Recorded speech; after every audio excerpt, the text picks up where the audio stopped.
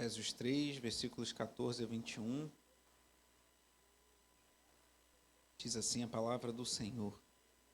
Por essa razão, eu me ponho de joelhos diante do Pai, de quem toda a família, nos céus e na terra, recebe o nome. Peço a Deus que, segundo a riqueza da sua glória, conceda a vocês que sejam fortalecidos com poder, mediante o seu Espírito, no íntimo de cada um. E assim, pela fé, que Cristo habite no coração de vocês, estando vocês enraizados e alicerçados em amor. Isto para que, com todos os santos, vocês possam compreender qual é a largura, o comprimento, a altura e a profundidade, e conhecer o amor de Cristo, que excede todo entendimento, para que vocês fiquem cheios de toda a plenitude de Deus. Ora, aquele que é poderoso para fazer infinitamente mais do que tudo o que pedimos ou pensamos, conforme o seu poder que opera em nós. A ele seja a glória na igreja e em Cristo Jesus, por todas as gerações, para todo o sempre. Amém. Oremos. Pai amado e bendito, oramos, Senhor, crendo que o Senhor ouve o nosso clamor, o Senhor ouve as nossas orações, e que o Senhor é poderoso para fazer infinitamente mais, Senhor, como lemos aqui, e que o Senhor é poderoso para nos dar poder do alto, para resistir aos dias maus, para vivermos uma vida que te glorifique, para compreendermos o teu grande amor por nós. Pai amado e bendito, abre, Senhor, amplia o nosso entendimento, Senhor, nessa manhã, que o Senhor venha a falar aos corações, que o teu Espírito Santo venha a ministrar aos corações com poder, Deus, para podermos compreender o teu amor, para podermos crescer no conhecimento do Senhor e para glorificarmos ao Senhor com as nossas vidas. Abençoa-nos nessa manhã, em nome de Jesus. Amém. Os irmãos podem sentar. Eu li uma matéria da Fundação Oswaldo Cruz, ainda do ano de 2020, ano em que aconteceu o início da pandemia da Covid-19, e ainda naquele ano falando que já houve um aumento muito grande dos casos de depressão, ansiedade e estresse.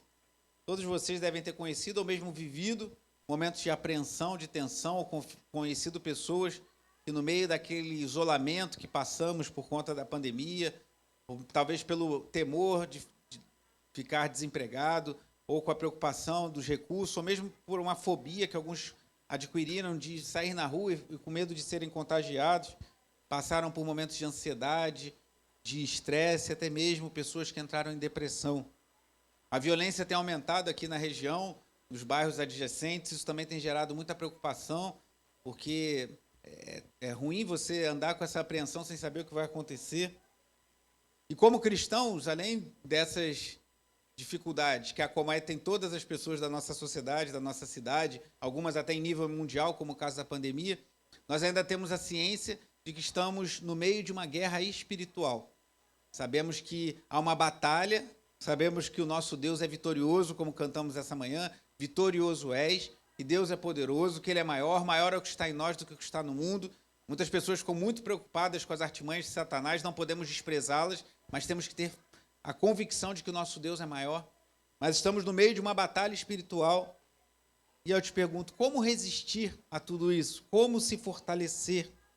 Como resistir no dia mal, como estar fortalecido contra as lutas que vêm de fora, sejam em nível espiritual, em nível social, de saúde, quantas lutas que vêm de dentro, às vezes a ansiedade, a angústia, as aflições que vêm sobre nossos corações, como lidar com todas essas coisas. Paulo aqui, como eu tenho falado nessa série de mensagens, a gente tem refletido sobre as prioridades do apóstolo Paulo em suas orações. Vimos a oração de Paulo pelos Tessalonicenses, pelos Colossenses, pelos Filipenses. Vimos na mensagem anterior, nas duas anteriores dessa série, Paulo falando aos Efésios. A quinta mensagem dessa série eu falei sobre como a gente conciliar soberania divina com responsabilidade humana. E Paulo fala sobre isso logo no capítulo 1 de Efésios. Depois a gente refletiu sobre a oração de Paulo no capítulo 1 pelos Efésios. E agora vamos nos debruçar nessa oração que Paulo faz por eles no capítulo 3. E Paulo aqui ora por poder, irmão. Ele pede a Deus que conceda poder aos irmãos daquela igreja para serem fortalecidos no Senhor. E talvez você já tenha visto pessoas orando por poder, pessoas pedindo que sejam fortalecidas no poder do Senhor. Mas para que precisamos de poder? Eu quero te mostrar um exemplo de alguém que desejava poder, alguém que queria receber poder do alto. Está aqui em Atos, capítulo 8. Um homem que pediu para receber o poder que ele via sendo operado na vida dos apóstolos. Atos, capítulo 8.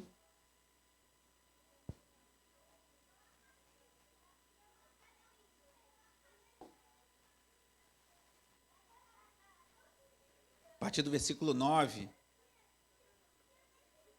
Atos 8, a partir do versículo 9, uma leitura um pouquinho longa, até o versículo 24. Atos 8, versículos 9 a 24. Diz assim a palavra do Senhor. Havia naquela cidade, era uma cidade da região de Samaria, havia naquela cidade um homem chamado, qual é o nome dele? Simão, que praticava artes do quê? Artes mágicas. E deixava o povo de Samaria como? Admirado. Dizia ser alguém muito importante, e todos lhes davam ouvido, do menor ao maior, dizendo: este homem é o poder de Deus, o grande poder. Olha aí, ele achava que ele era o poder de Deus, o grande poder. Versículo 11. Davam atenção a ele, porque durante pouco tempo, durante muito tempo, então ele teve, por assim dizer, um ministério de muitos anos, de muito tempo, os havia impressionado com as suas artes mágicas. Quando, porém, deram crédito a Filipe, que os evangelizava a respeito do reino de Deus e do nome de Jesus Cristo, iam sendo batizados, tanto homens como mulheres. O próprio Simão abraçou a fé e, tendo sido batizado, acompanhava Filipe de perto, observando extasiado os sinais e grandes milagres praticados. Só até aí por enquanto. Olha que coisa maravilhosa. O mago, o mágico que iludia as pessoas, né, com seus feitos e que se achava alguém muito importante, e as pessoas chamavam ele de poder de Deus, o grande poder. Ele agora se rendeu à mensagem do Evangelho, ele foi batizado, estava admirado vendo os apóstolos operando sinais e milagres. Olha que bênção. Mas olha que continua o versículo 14. Quando os apóstolos que estavam em Jerusalém ouviram que o povo de Samaria tinha recebido a palavra de Deus, enviaram-lhes Pedro e João. Chegando ali, oraram por eles para que recebessem quem? O Espírito Santo, pois o Espírito ainda não havia descido sobre nenhum deles. Tinham apenas sido batizados em nome do Senhor Jesus. Então lhes impuseram as mãos e eles receberam o Espírito Santo. Quando Simão viu que pelo fato de os apóstolos imporem as mãos era concedido o Espírito Santo, ofereceu-lhes o quê?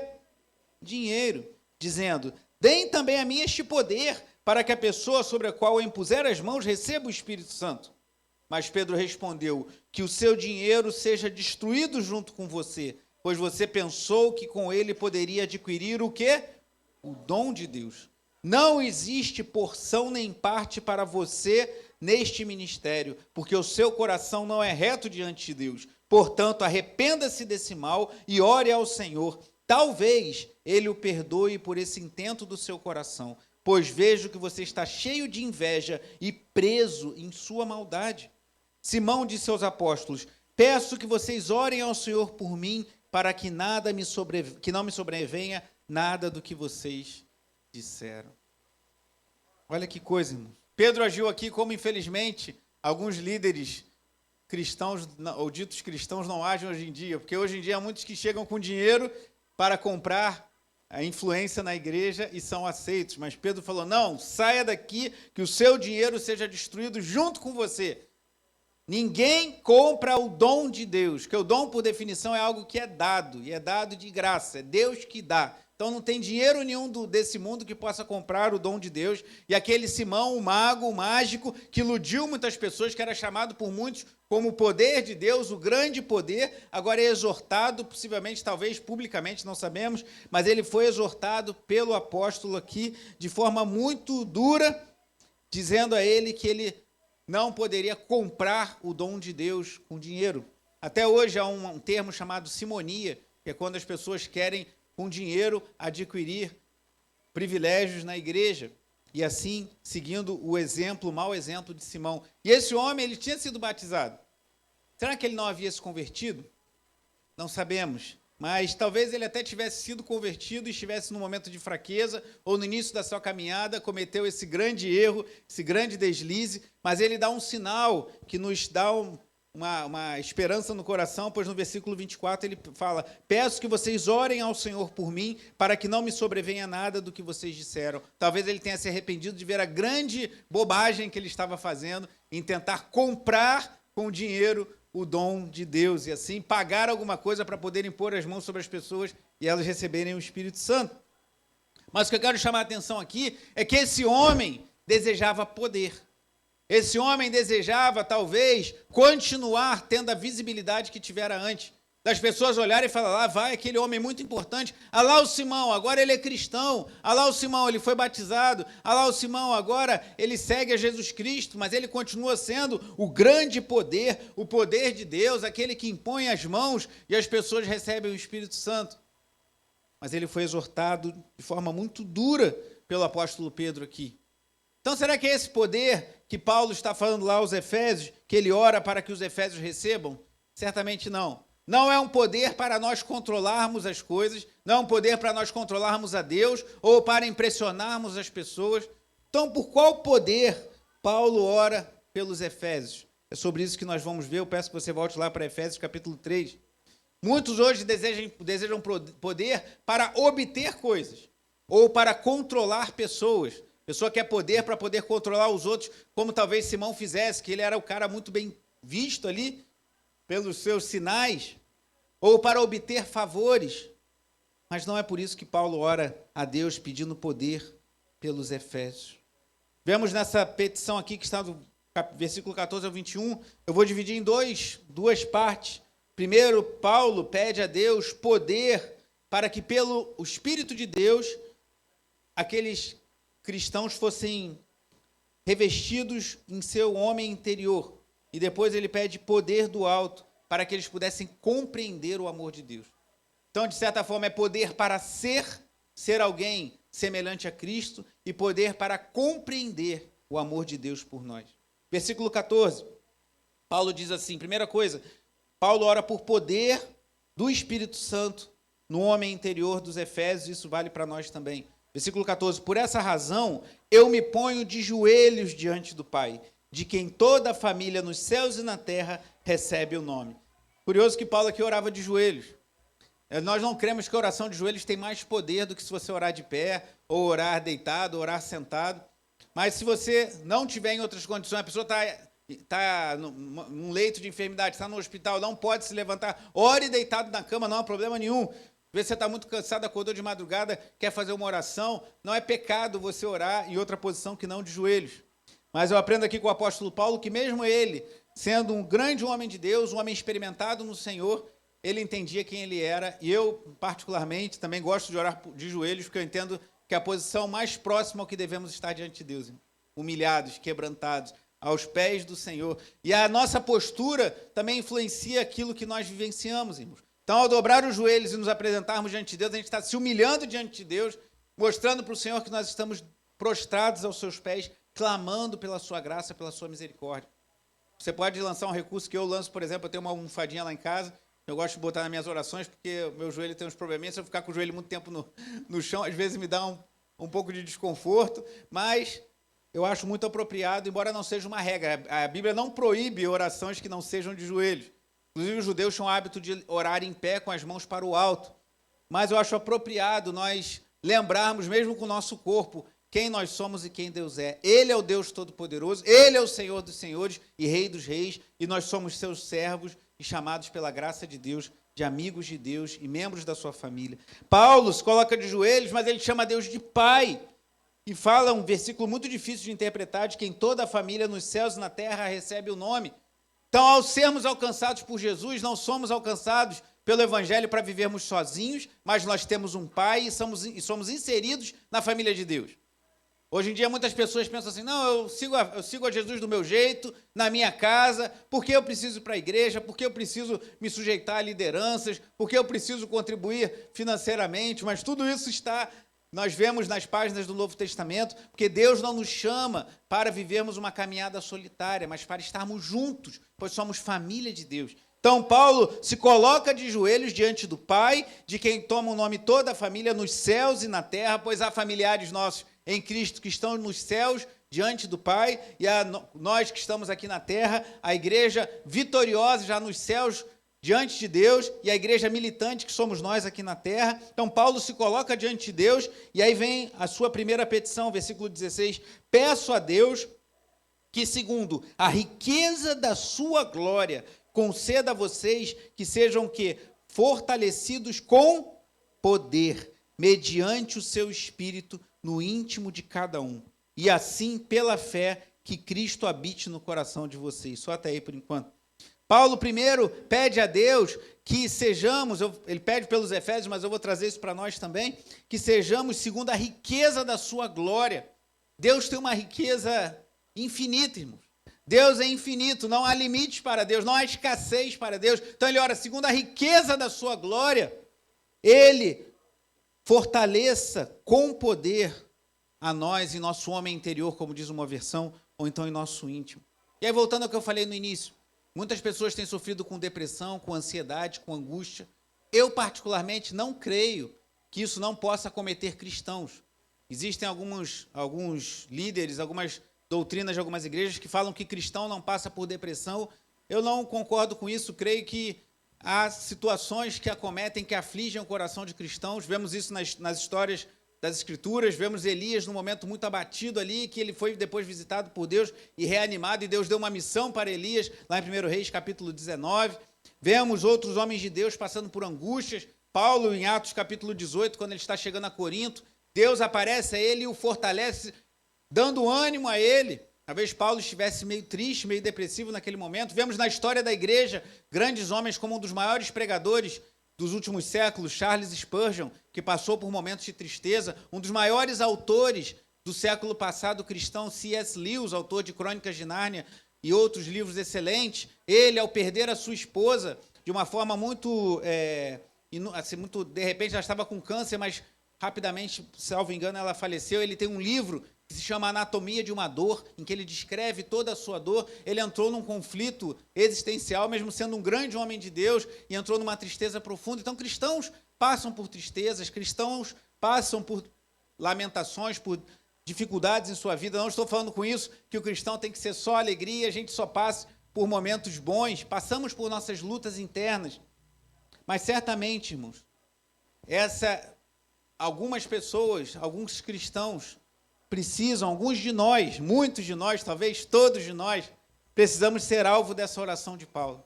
Que o Espírito Santo nos encha pelo seu poder, nos fortaleça em nosso íntimo para resistirmos. Certamente passamos por lutas, certamente vivemos dias difíceis, certamente tem momentos em que cedemos à dor, à angústia, e parece que o tempo fecha, a gente não vê nenhuma saída. Mas certamente Deus tem poder para nos reanimar, fortalecer o nosso homem interior. E às vezes nesses momentos de dor ou de luto, né, como está passando nosso querido irmão Nilson, às vezes nesses momentos de maiores dificuldades, nós temos maiores experiências com Deus. Quem aqui talvez já não tenha vivenciado isso? No momento de maior dor, de maior angústia, em que você se sente mais fraco, mais fragilizado, mais em situação de vulnerabilidade, é que você se vê, em que eu me vejo mais dependente da graça de Deus. Às vezes parece que Deus tira todos os nossos apoios, Deus tira todas as nossas escoras para nós aprendermos a depender dele somente.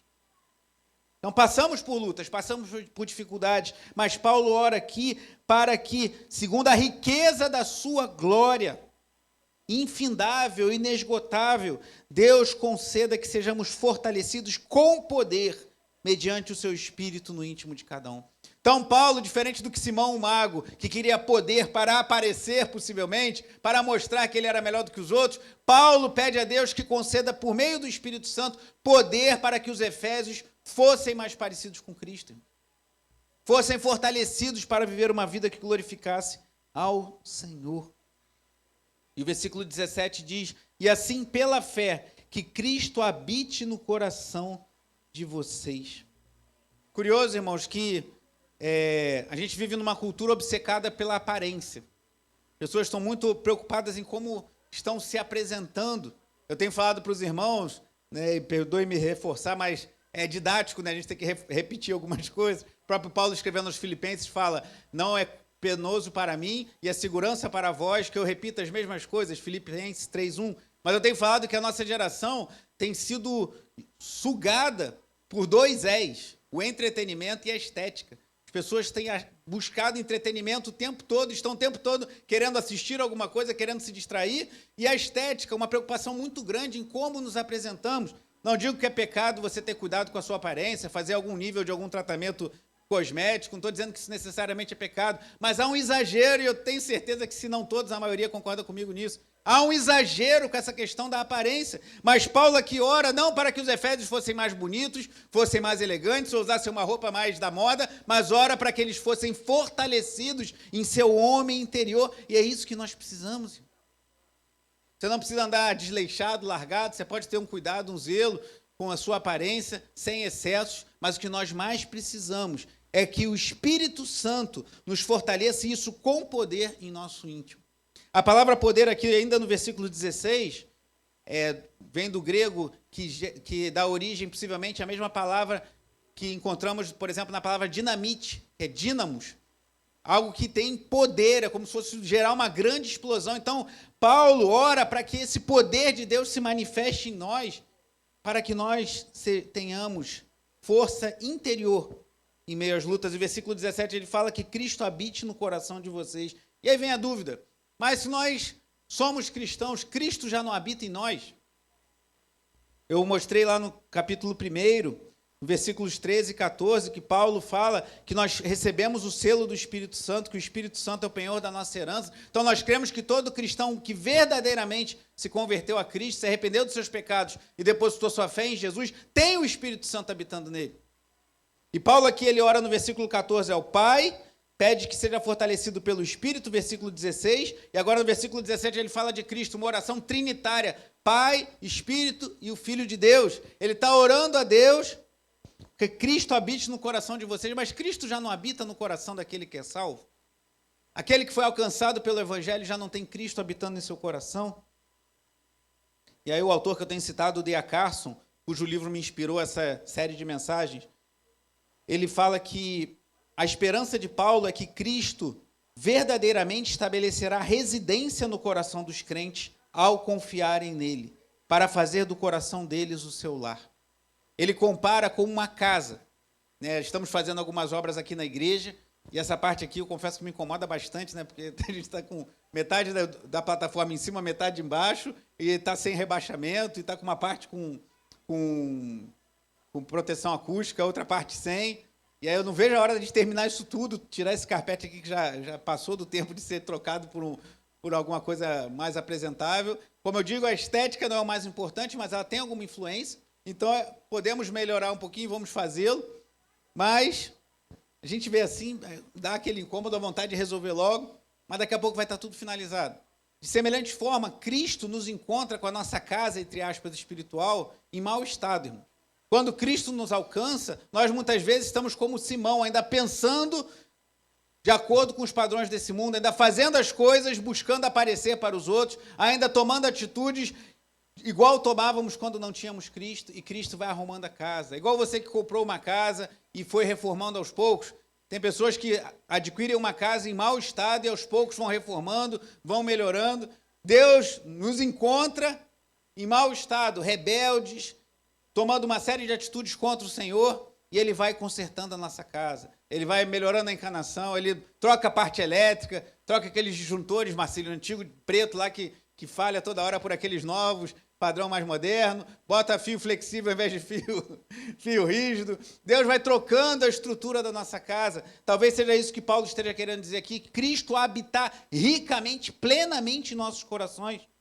O autor que eu citei, o D.A. Carson, ele também fala que, embora a linguagem seja diferente, a ideia é muito semelhante a uma ênfase muito dada pelos puritanos. Foram cristãos muito piedosos, que influenciaram muito a época deles, influenciaram muito, por exemplo, a Constituição dos Estados Unidos, a formação daquela grande nação, que até hoje é uma nação com muita influência no mundo. E os puritanos, eles adotavam a linguagem de Gálatas 4, de Cristo ser formado em nós. Então, talvez o que Paulo está orando aqui para que Cristo habite no coração dos Efésios, é no mesmo sentido que ele fala aos Gálatas de Cristo ser forjado, ser formado em nós.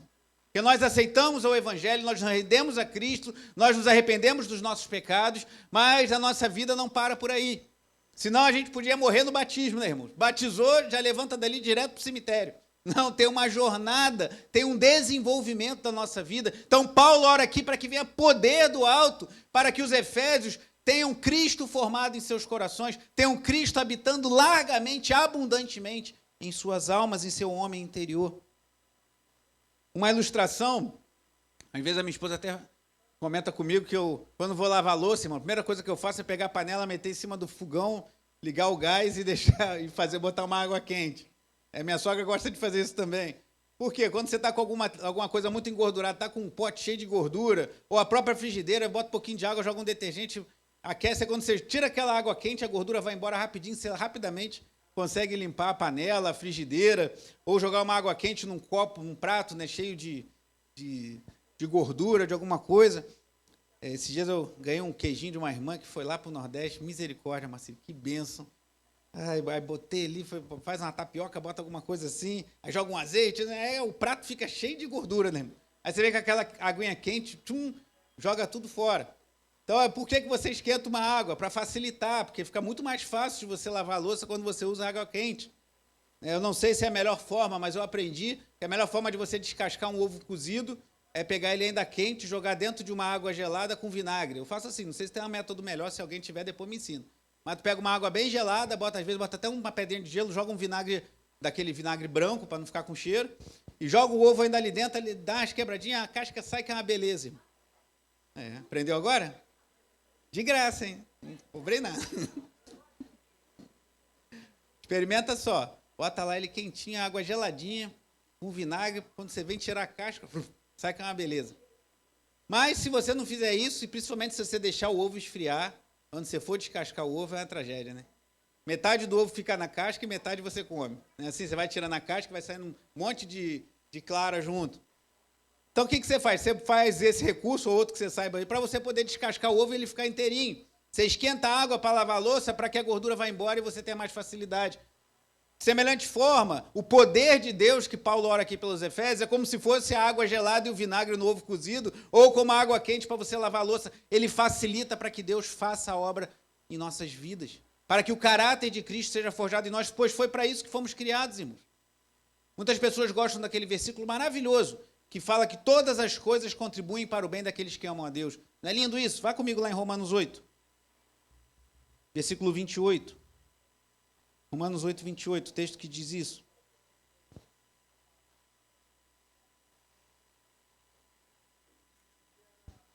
Romanos 8, 28.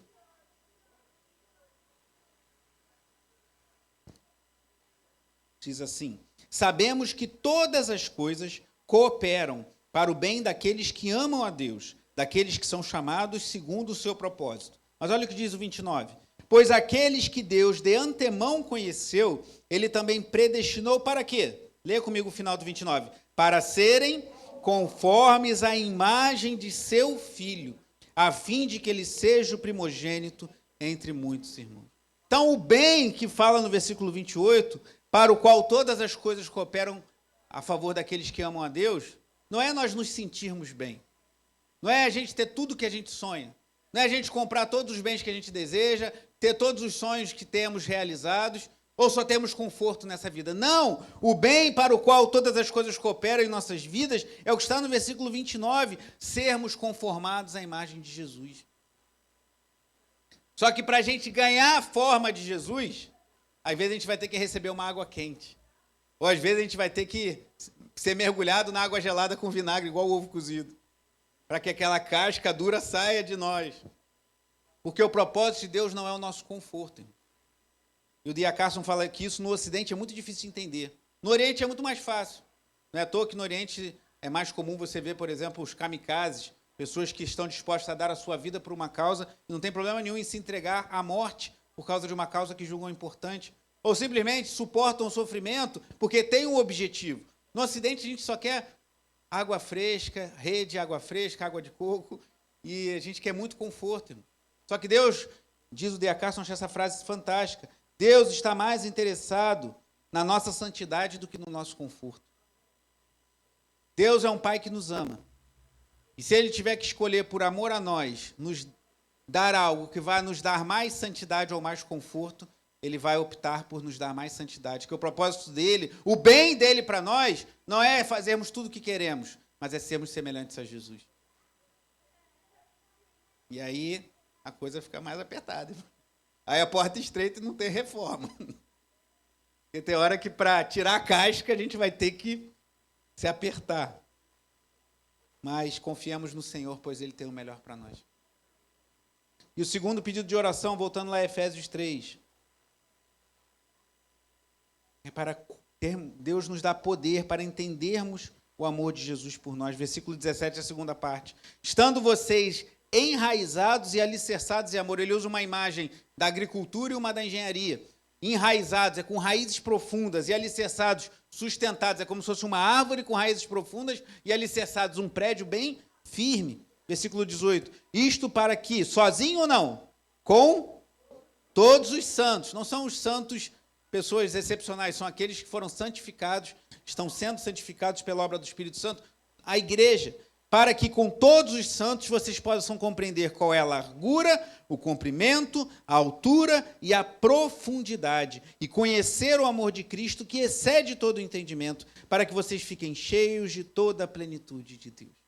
Então Paulo ora para que Deus nos conceda poder, mediante o Espírito, para que nós possamos crescer, fortalecer o nosso homem interior, e aí resistir às dificuldades da vida, e agora ele ora para que Deus nos conceda poder para conhecermos em todas as dimensões, largura, comprimento, altura e profundidade, o amor de Cristo, que excede todo o entendimento. Ontem eu passei no grupo da escola dominical, infantil, um testemunho de um professor, eu tive o privilégio de ter aula com ele no seminário Martin Butzer, o Luiz Saião, é um dos maiores conhecedores de hebraico no Brasil atualmente, mas um homem muito piedoso, um pastorzão, um pastor bem, muito amoroso. Ele contou do seu testemunho, das suas dificuldades, da sua infância, criado longe dos seus pais. Está disponível na internet. E ele conta que com 10 anos ele estava muito rebelde, muito desafiando as autoridades, vivendo uma vida de muita rebeldia, e foi morar lá no interior de Goiás, onde hoje é Tocantins, e lá ele com 10 anos... ou 12 anos, acho que com 12 anos ele teve uma experiência com Deus, ele orou a Deus, pediu que Deus se revelasse a ele, e lá no momento, no quintal da casa, ele teve uma experiência com Deus e passou, não sabe quanto tempo, talvez horas, orando, se quebrantando diante de Deus, a partir de um simples hino infantil que ele ouviu e ficou na sua cabeça. Ele foi morar com tios na casa de uma tia que era cristã, presbiteriana, e ela ensinava cânticos infantis, e aquele cântico na cabeça dele revelou a ele o sacrifício de Jesus, revelou a ele que Jesus morreu por nossos pecados, o Espírito Santo aqueceu seu coração e ele se quebrantou. É um testemunho maravilhoso, e um homem de Deus, dali ele voltou, saiu dali com vontade de ler a Bíblia, começou a ler muito a Bíblia, entrou para a igreja e está até hoje sendo um instrumento nas mãos do Senhor. Ele, naquele momento, irmãos, entendeu o seu pecado e compreendeu o amor de Deus. E é isso que a gente precisa, irmãos. A gente precisa entender, saber coisas, mas a gente precisa experimentar também da graça de Deus. É igual você, perdoe fazer analogia com comida, porque eu gosto de comer, irmãos, já sabem. Mas é igual, eu gosto muito de fruta do norte, irmãos. Cajá, cupuaçu. Esse dia eu comprei uma polpa de cupuaçu. Que delícia, irmão, que maravilha. Mas se você nunca comeu cupuaçu, nunca tomou suco de cupuaçu, creme de cupuaçu, não dá para eu te explicar. Como é que eu vou te explicar o gosto de cupuaçu? É mais ou menos assim... sei lá, parecido com o quê, né? Ou cajá. Eu tinha uma tia que tinha cajá em casa, a gente cortava o cajá assim, para tirar um pouquinho daquela acidez. Márcia gosta, né, Márcia? Aí cortava, jogava uma aguinha para tirar aquela acidez, ficar dentro do cajá e caía dentro, comia cajá. Quando eu morava aqui no Anil, tinha tanto jamelão aqui, irmão. Saraticum era só jambeiro, só árvore que dá jambo, aquele jambo vermelhão assim, e jameloeiro, irmão. Que comia de jamelão, de jambo, é uma delícia. Mas como é que eu vou explicar o gosto de um jambo? O jambo é assim, meio sequinho, meio... a carne parece com, sei lá, não sei, não dá para explicar. É gostoso, eu sei que é bom. Então o que você tem que fazer? Pega um jamelão no pé, dá na mão da pessoa e fala, come esse aí, tua língua vai ficar roxa, mas você nunca mais vai ser o mesmo. Come aí que você vai saber o que é bom. Pega um jambo, dá na mão da pessoa e come. Pega um cupuaçu, come isso aqui que tu vai ver que é gostoso. Se não gostar, Eu só lamento, você dá para mim que eu como. Mas como é que você vai explicar, irmãos? Então a gente precisa experimentar o amor de Jesus. A gente precisa saber. Porque muita gente despreza o saber e vai só na experiência e começa a viajar, com perdão da expressão, na maionese e começa a ver coisas, experimentar coisas que a Bíblia não legitima. Então precisamos conhecer, precisamos saber o que a Bíblia diz, precisamos saber que somos pecadores, precisamos saber que Jesus é o único Senhor e Salvador, precisamos saber que Ele morreu na cruz em nosso lugar para nos salvar, mas precisamos experimentar desse amor. E é por isso que Paulo ora, irmão. Que eles conhecessem, irmãos, se nós crescermos nesse entendimento do amor de Deus, se nós entendermos a largura, o comprimento, a altura, a profundidade do seu grande amor, que excede todo o entendimento, isso nos dará toda a plenitude de Deus que ele diz aqui. Precisamos conhecer o amor de Jesus, irmão.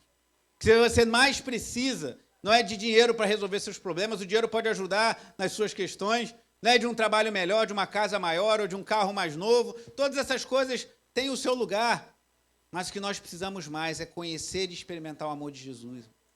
Por isso que às vezes você vê pessoas em situações de muita dificuldade, às vezes passando privações, às vezes passando dificuldades financeiras, dificuldades pessoais, dificuldades em sua saúde. Você vai visitar um enfermo no hospital e quando você encontra ali uma pessoa cujo homem interior foi fortalecido com o poder do Espírito Santo, uma mulher cuja alma está cheia de Jesus, cujo entendimento foi encharcado da compreensão do amor de Deus, você vai lá para visitar e abençoar e você sai de lá abençoado.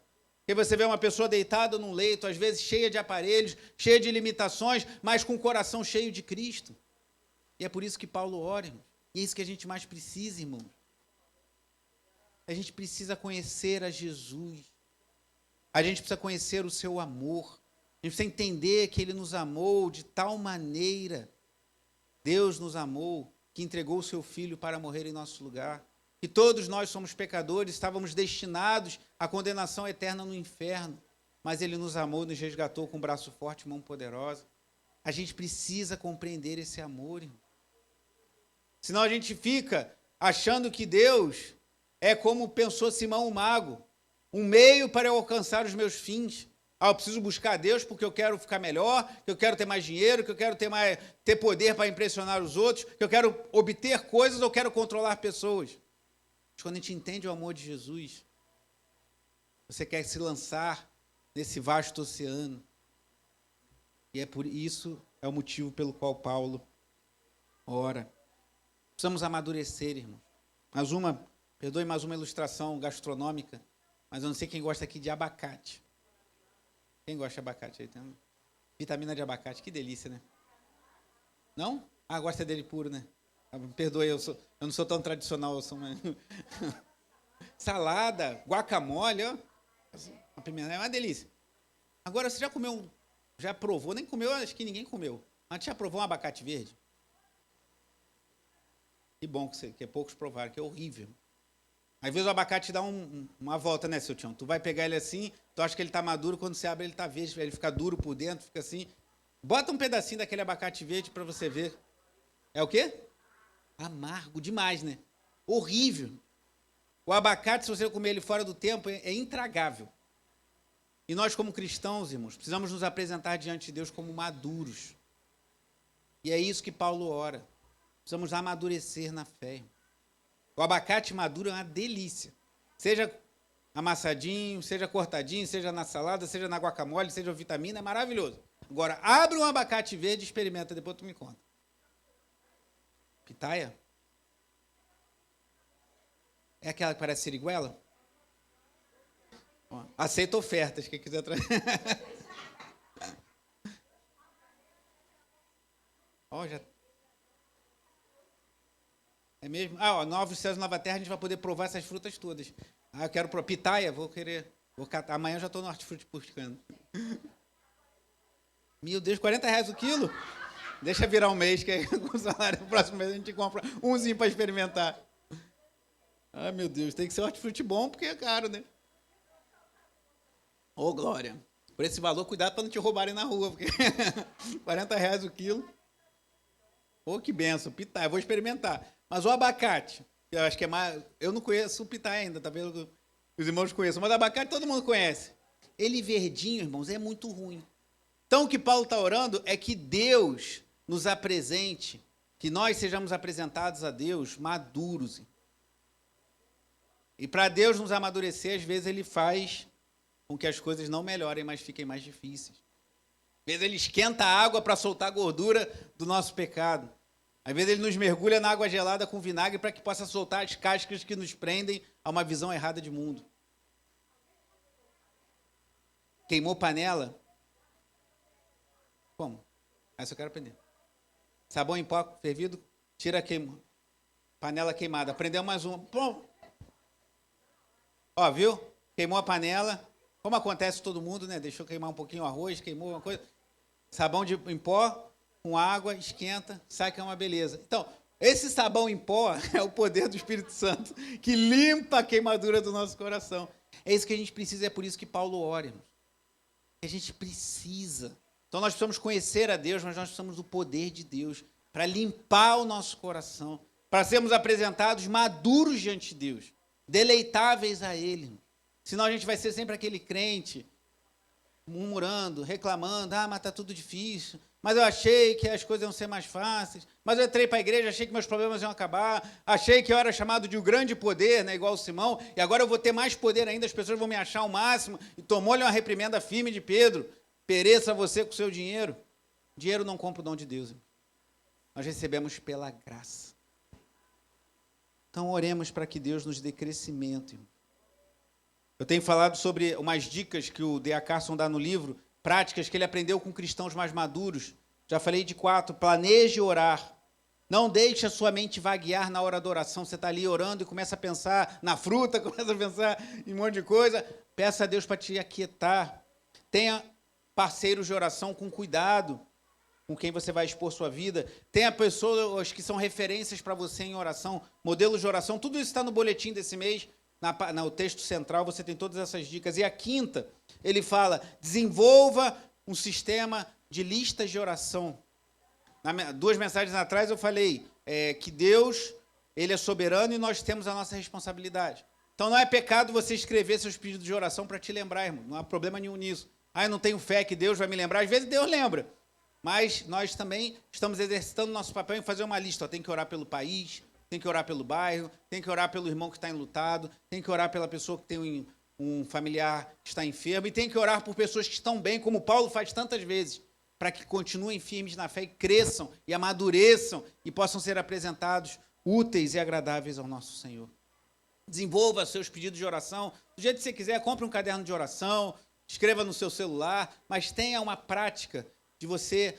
Isso vai até te motivar a estar mais dedicado à oração. Tem que orar. Quando alguém pedir oração por um motivo, não fale assim, pode deixar que eu ore e nunca mais lembra, não. Assuma um compromisso, vou orar pelo seu casamento, vou orar pela sua vida, anote para não esquecer e ore.